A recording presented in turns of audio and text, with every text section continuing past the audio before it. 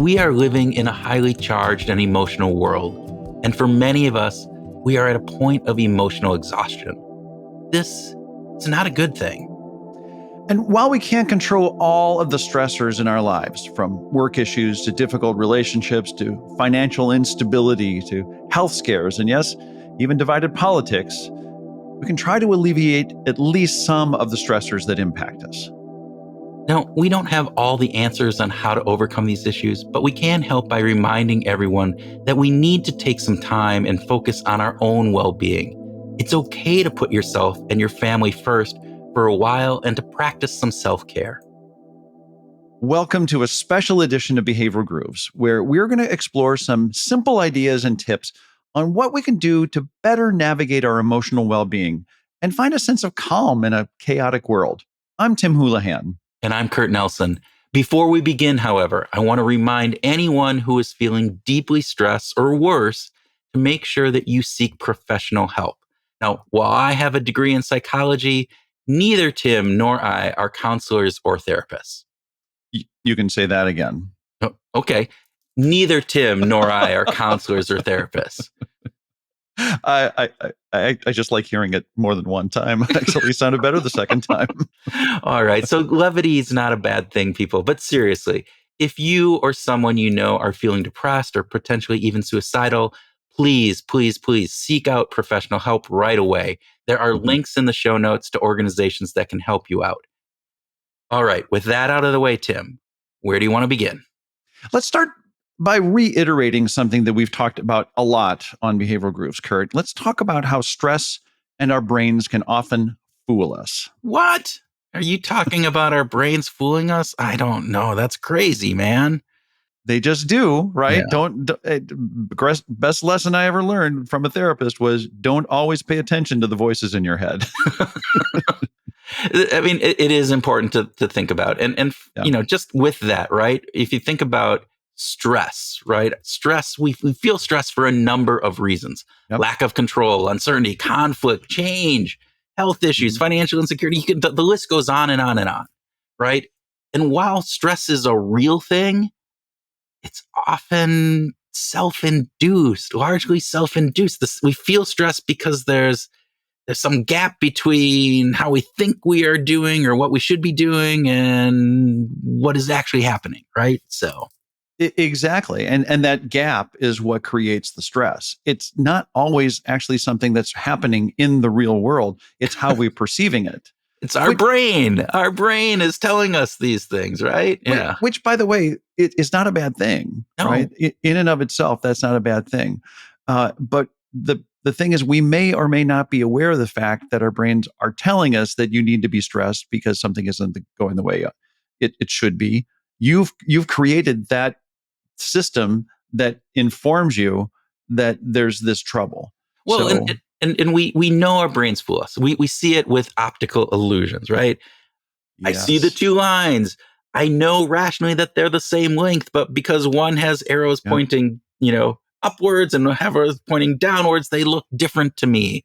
And therefore, even knowing that they're the same length, they feel different to me. And our brains are fooling us. And it fools us all the time on a number of different things. And stress is one of those pieces. And it does it because there's some basic elements of that, right? We have a negativity bias, right? Yep. Yes, we do. Yes. Right. And that's okay, right? Because that has kept us alive for hundreds of thousands of years. Like negativity bias has kept us from thinking that the rustling in the bushes is just some friend. It actually says, well, that could be a predator. And in the times that it has been a predator, it saves us. Yeah. So it's not a bad thing. But as it turns out, that adds a lot of stress in our lives, because in order to overcome that, I think Roy Baumeister talked about this back in episode 171 in September of 2020, a long time ago. But he reinforced this idea that in order to counter that one negative thought, we need 4 good things. We need to have these 4 positive experiences in order to overcome that one. And that just makes it hard to get out of that negative space. Right. And this idea that, in a world filled with lots of potentially ambiguous things and we have a negativity bias, we tend to over index on those negative pieces. And then we need multiple of good things in order to actually get us out of that downward spiral. So are you saying that it's not always a saber-toothed tiger that's coming after us? It's, actually, I mean, when you think about that's a really good point. How many times, I mean, the likelihood of the saber-toothed tiger is really rare, right? The impact, the Especially negative, today. but it does happen. And so as we talk about, stress in and of itself is not a bad thing. There are real stressors in this world and we should be concerned about them. Yeah. But oftentimes we over index. We over conflate, like the Right. world is going to end. Oh my gosh, I turned in a bad report to, or I didn't hit my sales numbers for the month. Oh my gosh, that means my boss hates me. I'm going to be fired. I'm going to lose my house. If I lose my house, my wife's going to leave me and take the kids, and I'm going to be destitute out on the street and using drugs, and I'll be, Wow, that's Debbie Downer. but that's what we do, right? That's part of this. We over respond to cues. So as we know about stress, right? Right. The endocrine. So if we think we have this stressor, whether it be Yeah. the real saber-tooth tiger or not, we hear that rustle in the bush. The endocrine system in our body responds. It increases cortisol. It increases the epinephrine, basically adrenaline that we have, which leads to bodily responses, right? Yep. Our muscles Yep. tense up. We get rapid, shallow breathing, increased heart rate, sweaty palms. You can do a Eminem, rap song, sweaty palms, mom spaghetti on my shirt, whatever that is, right? But then it leads to that behavior part, this fight, flight, freeze, the restlessness that I can't stop thinking. We ruminate over it and over and over about these things. And that just leads to the spiral, as I just talked about, which is made up by us. So let's get out of the downward spiral. What we have some things that we think can help deal with right. these situations, right? And we're going to talk about mindsets. We're going to talk about healthy habits. We're going to talk about social connections. We're going to talk about purpose. So start us off with mindsets. Yeah. So think about all of these. These are tricks or hacks, if whatever you want to call them, right? But they're ways that we can potentially decrease, maybe not take the stress away, but maybe reframe the stress or right. cope with the stress in a better way, or to a certain degree, maybe even remove some of that stress in our life. So mindset, right? One of the big things that we know, and psychology really reinforces this, is that the mindset that we have about things changes the way that we perceive it. It's the expectation effect that we talked with David Robson about. We did the whole thing on mind over milkshakes piece, all of those. And one of the most important things when it comes to stress is that we are not very good having a clear, concise picture of the emotions. We're not very good at describing our emotions as we have that. And what research has shown is that even by just very clearly naming our emotions, talking in a very concise and concrete level, as opposed to an abstract level about our emotions, that helps us actually decrease the stress that we have around those. Well, let's walk through a couple of examples here. So I have this emotion. I'm just going to say, I feel anxious. Okay. Is that fair? That's what we often do, right? But what is anxious? What does that mean? So another way of maybe putting more concrete around this is, I feel anxious. My stomach feels tight, and I notice that my breath is getting shallower, and my thoughts are racing about, what might go wrong with whatever tomorrow's meeting, or the election, results, or whatever that would be. So now that I've done that, instead of just saying I feel anxious, which is what we typically do, and even when we talk with others about it, we talk about I feel anxious. Instead of that, I've now really put some concrete descriptors about it. And I know, okay, yeah, my stomach feels tight. Maybe was there a different reason why my stomach may feel tight? I noticed that my breath is shallower. Okay. can I do some things about making my breath deeper? Can I take some deeper breaths? Can I do some Right. breathing exercises? We'll talk about some of those later. Right. It's about, the meeting tomorrow. Well, maybe if I just, maybe I'm anxious because I feel like I'm unprepared. Now I can prepare, and that can reduce some of the anxiousness around it, right? Yeah. So that specificity actually helps you, it leads to better solutions. Right. Let's take another one. How about I feel sad? I feel sad. Okay. Um, my chest feels heavy. I don't have much energy to do things that I usually enjoy. Mm-hmm. I keep thinking about, this argument I had with Aaron, and we're not connecting. And I know I haven't felt the same sense, right? Yeah. That again, not just sad, but the specifics around what is wrong. And it's easy. I mean, our brains navigate to I feel sad because that's the easier piece. I don't have to think about Right. it. I That's have right. my chest does feel heavy, and I do have a little energy. And so we've been, socialized over the years. That's sadness, or however it is. Yeah, yeah, and that blunt instrument of our feelings doesn't always give us a really good indicator as to how to solution our way out of it. I really like this. I want to do one more, if that's okay, Okay. Kurt. Okay. So, how about this? I think there's a lot of people who I know with the economy and a whole bunch of different things. They're just saying, "I'm scared." Yeah. So, how would you work that into a more concrete description? Or Again, if it thinking doesn't, about like how do you know you're scared? What is it? Is it there are bodily components to this? Is it the way that I'm ruminating over things, right? So maybe it's like, yeah, I just like my hands are clammy and my heart is feeling like it's racing, and I just keep ruminating over what could happen to my future, mm-hmm, with the economy the way it is, or the new the new leader that's coming into the organization or the country or whatever it is. And I feel out of control. I feel lost. I don't know what to do. I feel at that point where I just am uncertain, right? yeah, I hear you breaking down things into things that you can control and things you can't control too, Yeah. right? So, fear oftentimes emerges in uncontrollable situations, and just by naming those things, it's like, okay, if we can't control them, then if there's not a lot we can do, then let's move on. Um, Also, using the concrete language, clarifies emotional experiences by breaking them down into these physical sensations. I really love the way that you're breaking them down to say these are specific physical things that I'm feeling, specific thoughts and images, and that helps us build emotional awareness. Right, Yes. that Yes. we're going to better understand the exact cause and the physical manifestation of our emotions, and because of that, they're going to feel more manageable.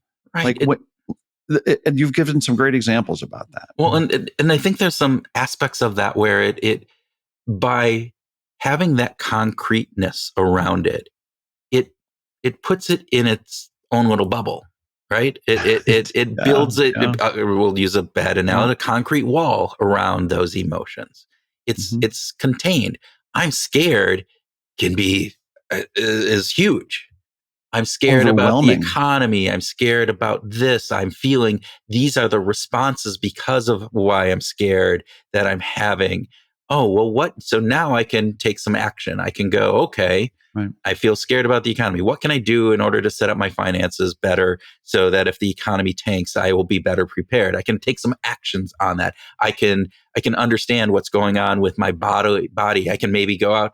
All right, I'm feeling heart is racing. Maybe I need to go do some exercise. Maybe I can do something, and that can take that again, as we talked about earlier, that endocrine system that leads to bodily responses. If I can change those bodily responses, then it doesn't necessarily, I'm not ruminating about it, which again leads to the next piece. So we talked about this idea of naming your emotions, but we do that because we often get stuck in this self-talk loop, right? When we have stress, this ruminating, this idea that Yeah, all we can think about is this thing and we got to get our minds off of it.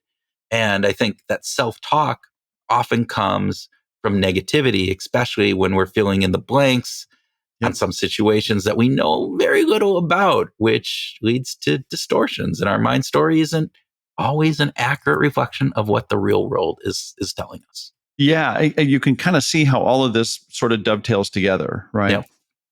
But self-talk can really be used to help us reframe what those feelings mean, Right. right? That they can, and by reframing in our self-talk and the way that we actually address it, we can change our stress response. We could be more accurate and eliminate some of that inflammatory adjectives like right? Yeah. It's not the whole. It's not penny henny, right? Or henny penny. I always mess things up, right? That would be Right, some of the self-talk. Oh my gosh, right.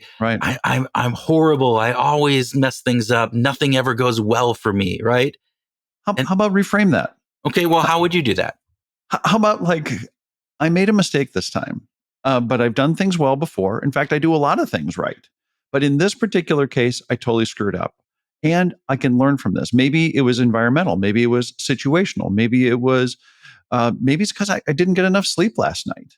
You Yeah. know, what are the specific things that might have led to messing things up? Not to take it from I always mess things up to okay, yeah, I made a mistake this time. And again, it goes back to that concreteness that we talked about before, right? You're Yes, taking yeah, this overgeneralization, this catastrophe, right? This whole big thing that's always gonna. It's that I did bad on my sales yeah. this month, or I had a bad sales call, which will lead to and you just it ramps it up, right? And so by doing that, you're helping reframe that talk, and that talk is what we do in the middle of the night when we wake up, and it's like, oh my god, what am I going to do? All these kind of things.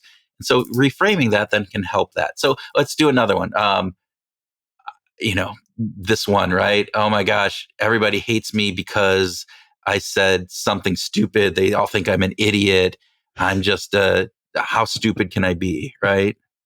Right, but of course that's a distortion. That's an exaggeration, right? So if you reframe your self-talk, and first of all, you can start with the everybody thinks I'm an idiot, but as soon as you because Well, for me, I I know that's do, true, right? Yeah, there you go. I do.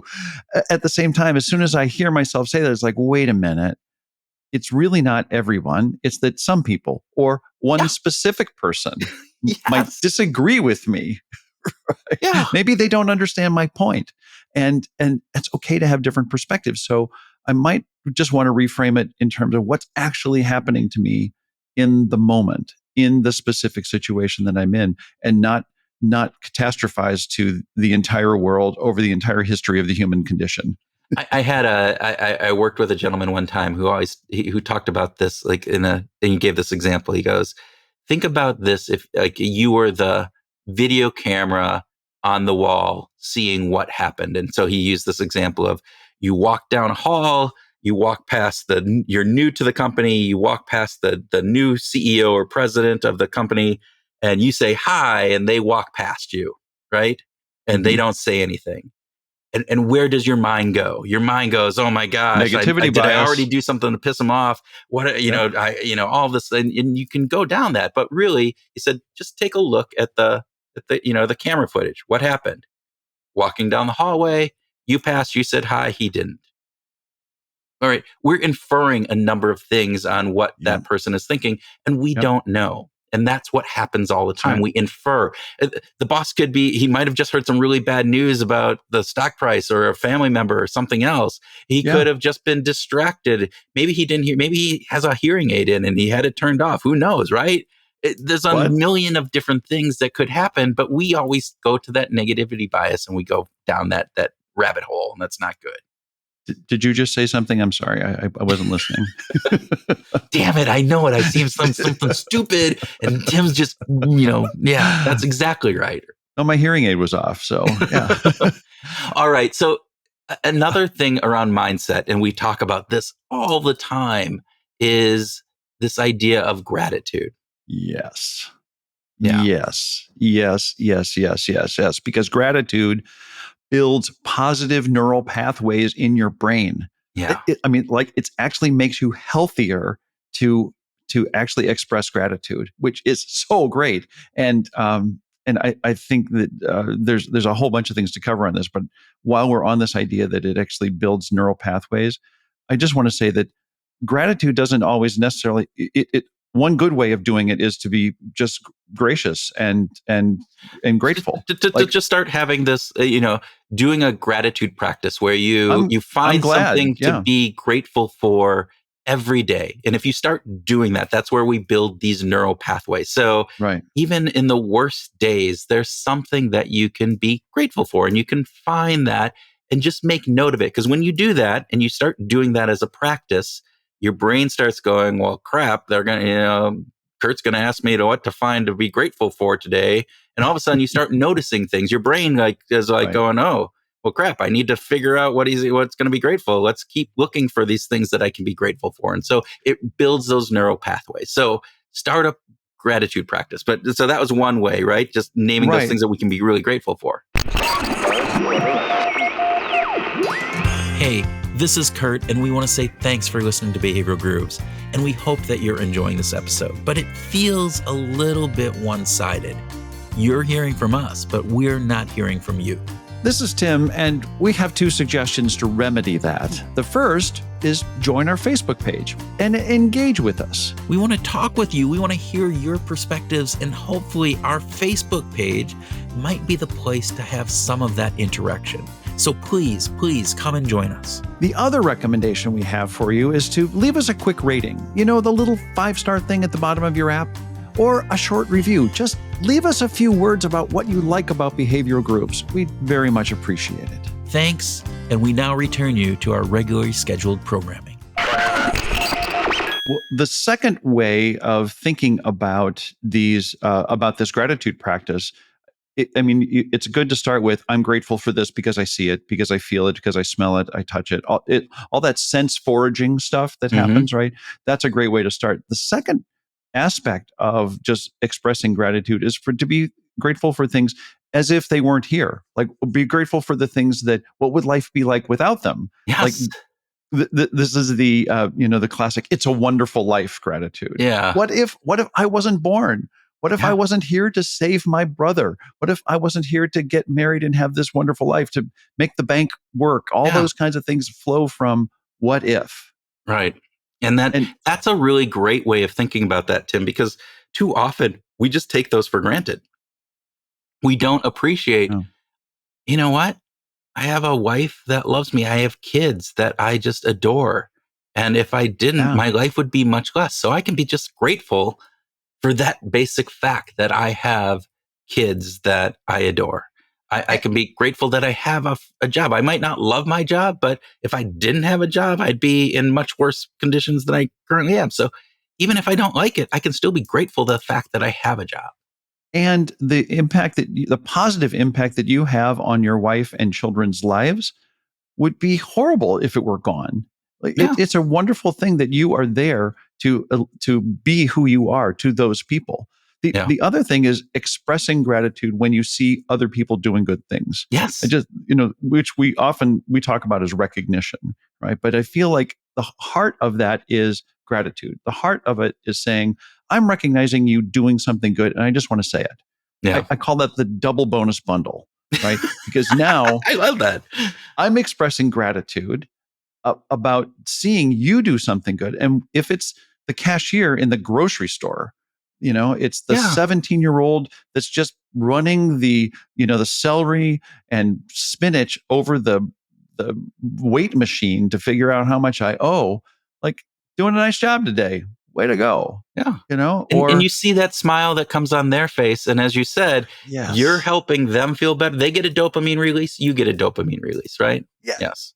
There's an aspect about gratitude too, as well as just all of this stuff about concreteness and different things that we talked about.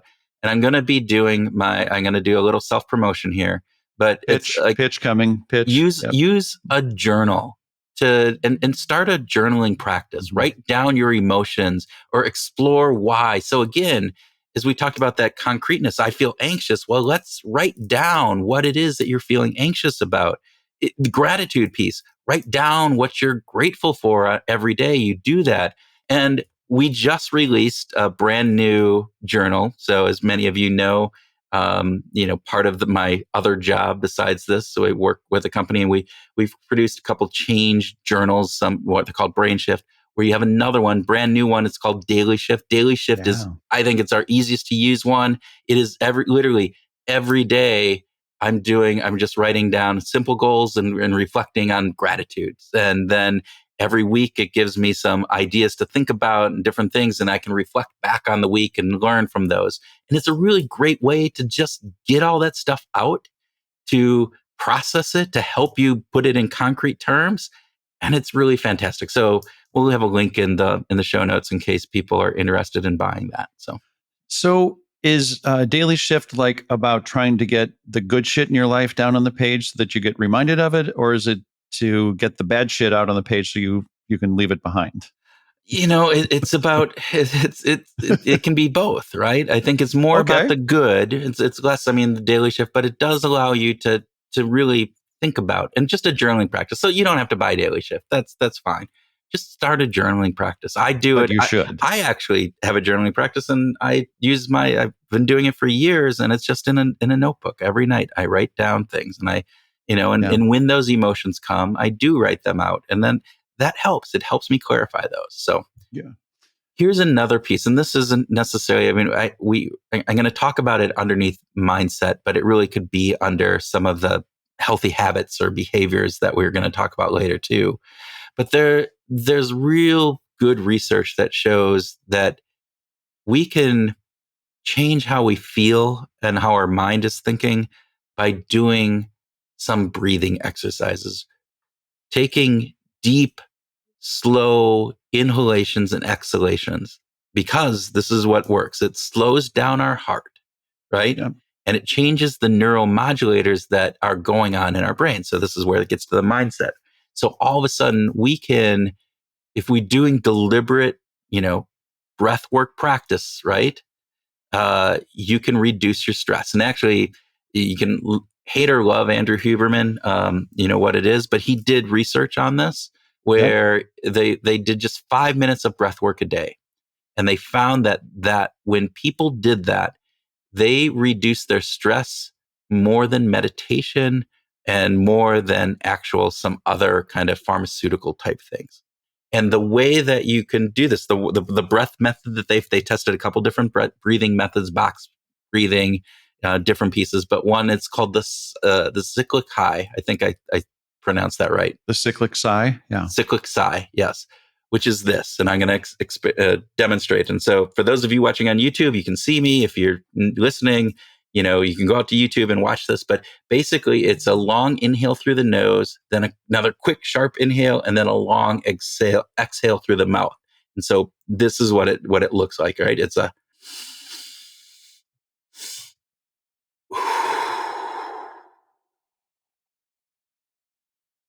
And when I do that, right, I take a deep breath in, and then I take that last little bit to really expand my lungs. And then it's the long exhale, kind of pursed lips, blowing that out. And you can feel it. You can, if you do it, it's like, yeah.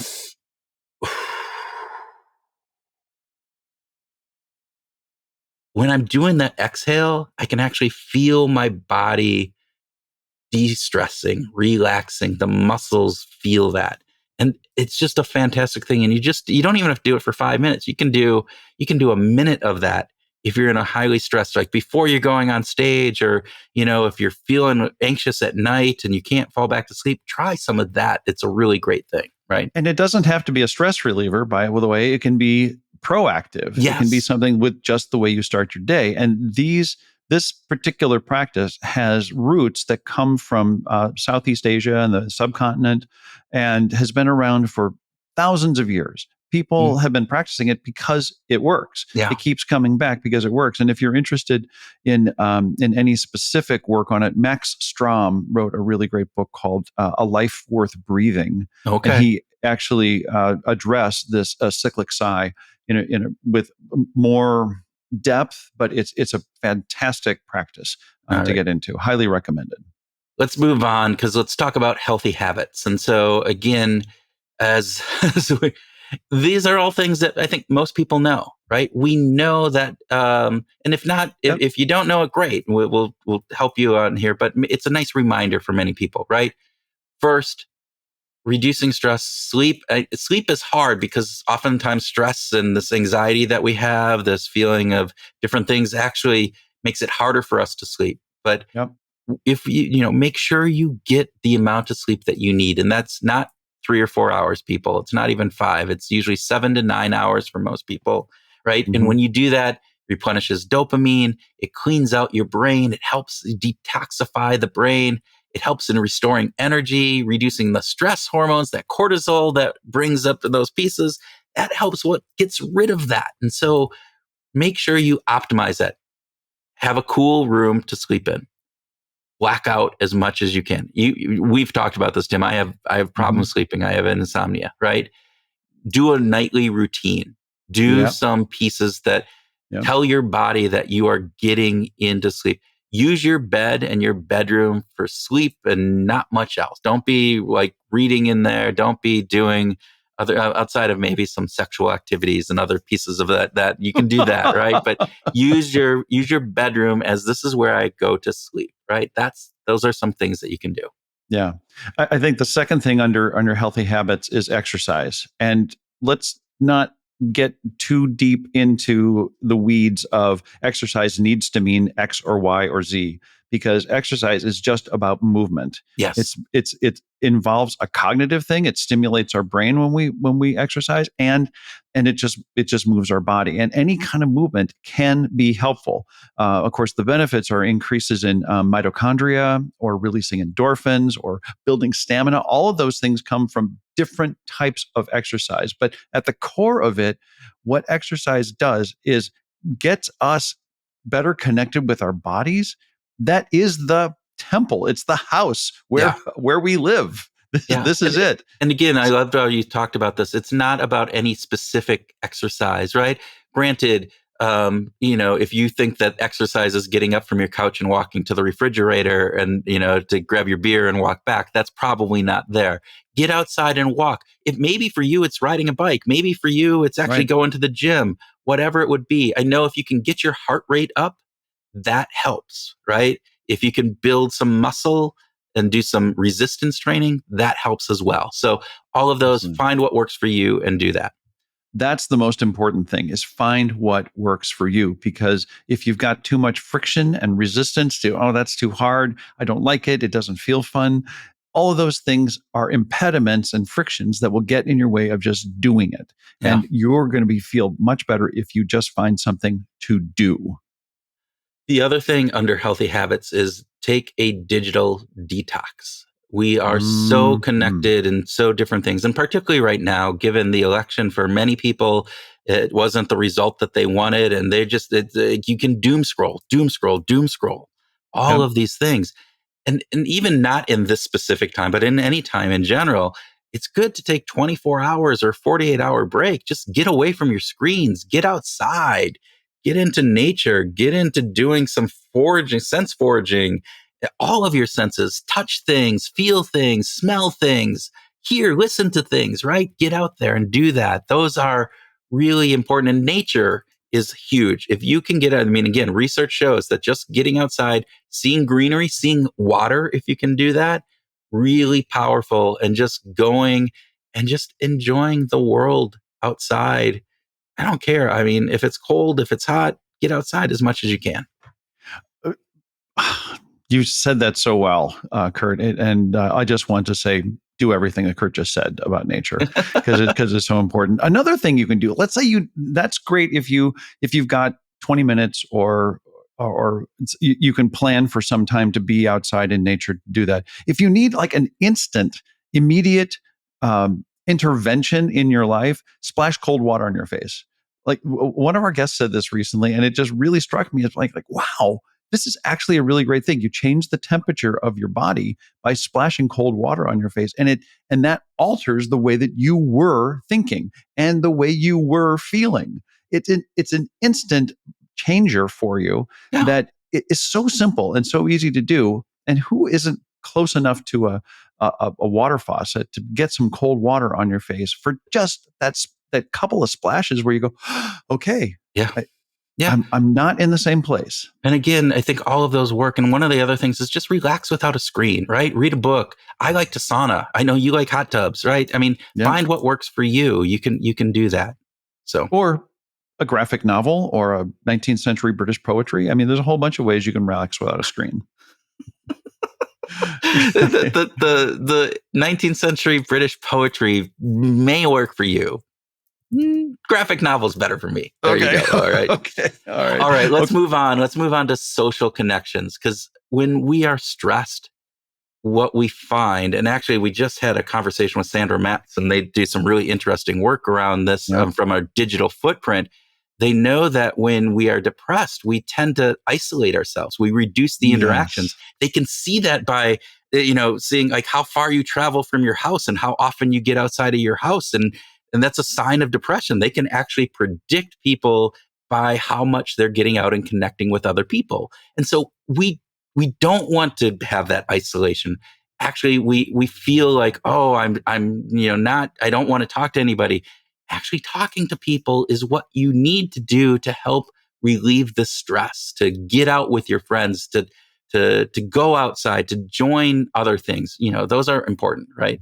And of course, spending more time with close friends and loved ones, connecting with old family and friends, that sort of seems like an obvious one. But there's another side of this connecting with people socially that can help you too, and that is with strangers. Yeah. With, again, kind of getting back to the 17-year-old who's weighing my celery and spinach in the grocery line, having just taking that moment to connect can be so good for our brain health, and Yeah. it changes our disposition Yeah. in a way that we can't anticipate. People never anticipate it, actually, but the bottom line is that it can really, really help us live a better life. So here's a couple real quick hints or tips that you can do. One is consensual hugs are great. Having that body against body and feeling that, again, releases Yep. endorphins, positive neuromodulators within our body. So, do that. I mean, touch is so important as humans. We know that from Bowlby studies and other different pieces of this, right? So Yep. mutual consensual hugs, fantastic. All right. After you listen to this, I want you to stop this recording, stop the YouTube, stop the podcast, and do this. Pick up the phone and call or text, if you're one of the younger generation, an old friend or a family member, and just say, "Hey, I'm thinking about you. I just wanted to say hi." Do Yeah. it now. Here, we're going to give you a second. Stop. That's Welcome long back. enough. That Yeah. felt good, didn't it? You didn't do it? Stop again. Okay, now you're doing it, right? Yeah, I think that's really important. Okay. There's also, in addition to these, join a club or Yes. several clubs. Like, if find something. There are even clubs for introverts. By the Yes. way, there are, because just the whole idea of bonding together, banding together is bonding, and that helps us.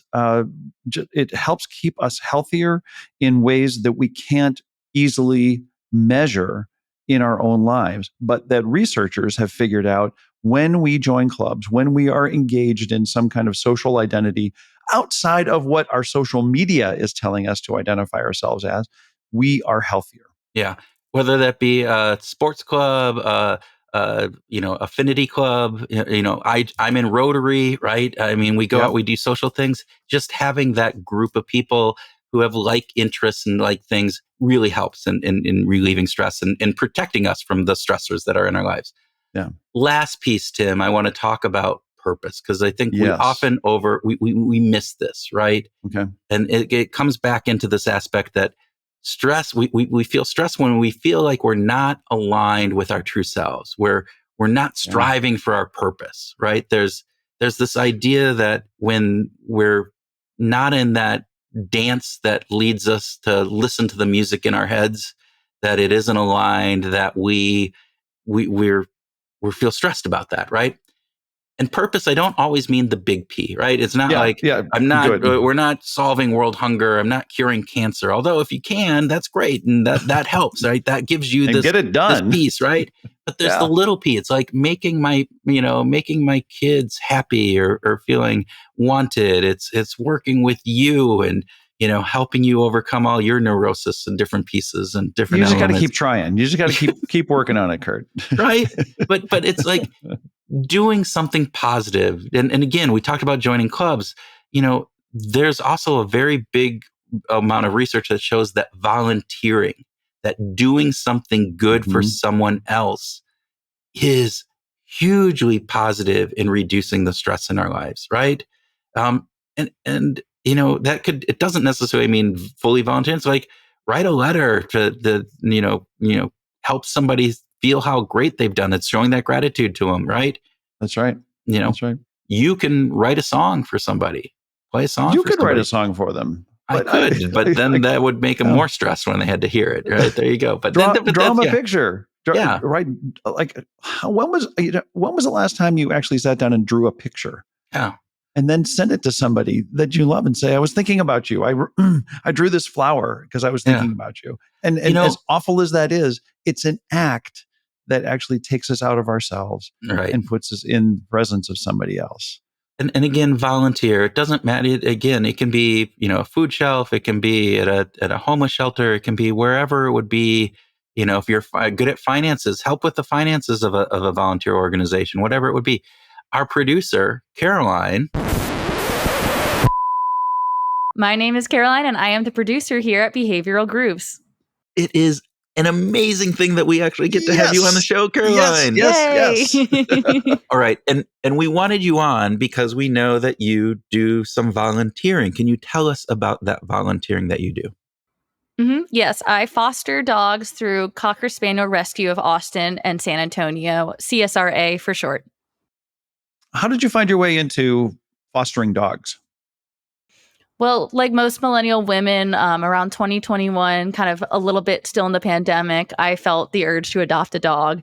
And I quickly realized that I travel a lot for work. I'm not home a lot. And I also do live alone. So it really just didn't seem that realistic for me to actually adopt a dog. It wouldn't be fair to the dog, is what I ultimately landed on. And I was talking to my mom about it, and she suggested that I look for organizations in Austin that I could volunteer with. And I found CSRA. I applied to be a foster, and within a few months, I had my first foster dog. Woohoo! Yay! So, Caroline, tell us about what fostering dogs does for you. What does the self-care aspect, how does that help you? Well, I think the one thing that I noticed the most with fostering was I was very scared to do it at first because I've grown up around dogs, but I've never been the sole carer of a dog. And so I had a little bit of self-doubt in myself about my ability to do this, especially with fostering. You get dogs that can be owner surrenders. You can get dogs from abusive homes or dogs off the street where we don't have a backstory on them. And to this point, I foster dogs from all different types of situations. And I found that I can do it. And I can help make those dogs' lives better. And I have the ability to put in hard work, to put in patience, to put in my time to make sure that dog is rehabilitated, to make sure that dog has everything it needs to find its forever home. And there's just been something really nice for me in kind of taking care of the dog and making sure that it learns how to sit and it learns that people aren't scary and that it starts to enjoy itself and its personality starts to come out a little bit, slowly but surely. I've seen really shy dogs start to be annoyingly energetic. And there's just something so sweet about that to me that even when I kind of get to the bittersweet part of fostering, which is finding the dog their forever home, it's not as sad as I ever expected it to be. One thing I love about my organization is I have final say in the family that adopts the dog. I get to vet everyone. And so I've made sure that every dog I've fostered goes to a family that I know will take care of it and I know will be the best situation for that dog. And that's just been a really nice aspect of it, being able to kind of connect these dogs with families that are really excited for them. That is really, really cool. Caroline, thank you so much for sharing this story with us, your personal experience. It's really great to hear. What I hear in that is that you learned that you could do things that you really weren't so sure that you could do before. And I think that that's a really cool thing, that in the act of volunteering, you actually sort of proved a greater sense of self-efficacy in yourself. You also enjoyed actually just the experience of being a care provider, of just doing it, helping those puppies learn and grow, and dealing with whatever crazy situation comes into your home at the time. So there is this, again, sort of this self-reliance thing. And I kind of get, just lastly, on the bittersweet aspect of saying goodbye, there's something that is really selfless in doing that, in being willing to say goodbye. And yet that ends up being an act of self-care. So Caroline, thanks so much for being a guest. Thank you guys for having me. There we go. Well, that's all I got. How about you? I think we did okay in covering the highlights of things that behavioral science research would tell us that these are the things that really work. So Yeah. It's something to work from. Yeah. And this isn't everything. There's other things, but agreed. In the end, what's really important, Groovers, is just take care of yourself. Give yourself permission to feel the emotions that you're feeling, but make sure that you're not ruminating on them and letting the stress get to you. Use some of these tips. Put this into practice. Share the tips with somebody else too. Yeah. Right? Don't just try them for yourself, which is a good idea. See what works, but also share them, because you might find that there are other people who can benefit from this stuff as well. And we want to continue to have this conversation with you. So we're going to do that because we want to find out what you do to relieve stress in your life. And we don't have all the answers. We mentioned that up front. Yeah. I'm sure there's lots of other great tips and hints out there. So let's share this with the community. So we're going to continue this conversation on with our Facebook group. So you can join our Facebook group. It's free. It doesn't cost anything. You're not being inundated with a bunch of stuff. It's a group on Facebook. It's called Behavioral Grooves Groove Community. And we will continue this conversation there. We're asking you to contribute. What do you do? What is it that helps you get through these trying times? What helps you when you're feeling down or stressed, right? That's going to be great. And so there'll be a link in the show notes. So fortunately, because when Kurt is ever faced with a stressful situation, he goes to PowerPoint and starts creating slides. And so we've got some slides to share with you that will reiterate some of this information that we've spoken about today in this grooving session. And just to kind of go back to something that Kurt said, we want to have this dialogue with you. We really benefit from the exchange of ideas with you, our listeners. So please click on the link that's in the show notes to join the Behavioral Groove community today. Yeah. With that, we hope you take some time to do some self-care this week as you go out and find your groove.